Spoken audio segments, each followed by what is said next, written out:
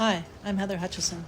I'm going to take you on a walkthrough of my most recent work, presently up at Winston Wächter Fine Art in Manhattan. The exhibition opened at the end of February on 25th Street in Chelsea. It has been temporarily closed due to COVID-19.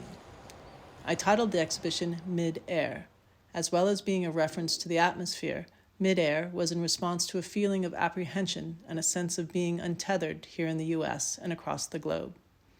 Although this body of work is abstract, it is charged by images I have received through the media of natural phenomena caused by climate change, as well as my own daily observations of nature. Change is the state of being humans fear the most. Yet when we slow things down or speed things up, we see that everything is constantly shifting and changing.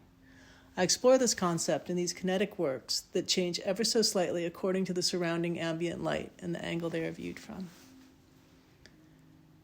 In 2007, I began a practice of making long-duration time-lapse videos of my finished works. I also make these videos in nature. These videos, in turn, inform the paintings. The truism that the only constant is change has been a concept throughout my work since 2005, when I began responding to images of Hurricane Katrina. I felt a mortal threat solely in seeing the images. Extraordinarily beautiful and eerie images of tornadoes and hurricanes. They were terrifyingly sublime. The upturn and devastation felt akin to when in nature one turns over a large rock or a log, and all the disturbed lifeforms scurry to set up new systems and relationships. Adaptation to change is key to the evolution of a species. I am fascinated by an organism's ability to adapt to change. In my work, I often refer to the atmosphere and to the sky that is constantly changing, dawn to dusk, dusk to dawn. All humans are witness to these changes, no matter where on earth we stand. Therefore, the sky is a fundamental universal image, both metaphorically and literally. The sky is overarching and links us all together. It is the most visible experience that all humans share. For me, abstraction is a better means to get to the emotions and feelings that are evoked through natural phenomena and these changes than actually painting a picture of nature.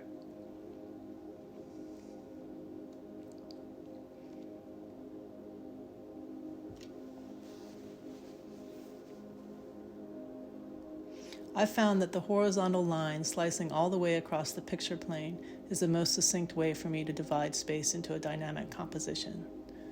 I build these paintings within a shallow box, and the face is transparent plexiglass. This allows the light in a room to enter and move around the box.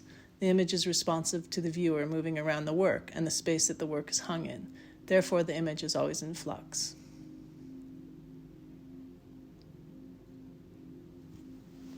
I've always found it important to my process to construct my own supports. I develop and make my own mediums and brushes too. What's really new in these most recent works is that I no longer paint with beeswax on the plexiglass, as I had for 30 years. All of these works are from the past year, since I developed a method using an acrylic-based medium.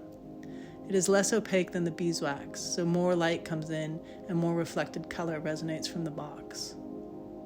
I started bending light in the shadows in 2009 when I found a plexiglass bender at a yard sale, and I've spent the last 10 years researching and experimenting with unorthodox materials that reflect color and diffuse light differently. I utilize angles to bend the light in the shadow.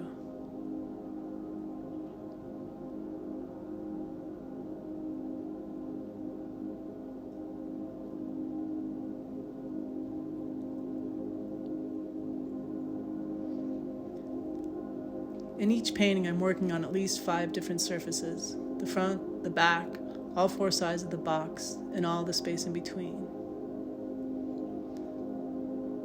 The color, the composition, and a fluctuating and mysterious light comes about through all of those facets coming together.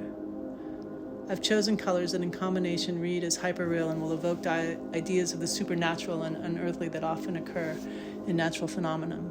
They are recognizable, but they are far from mundane.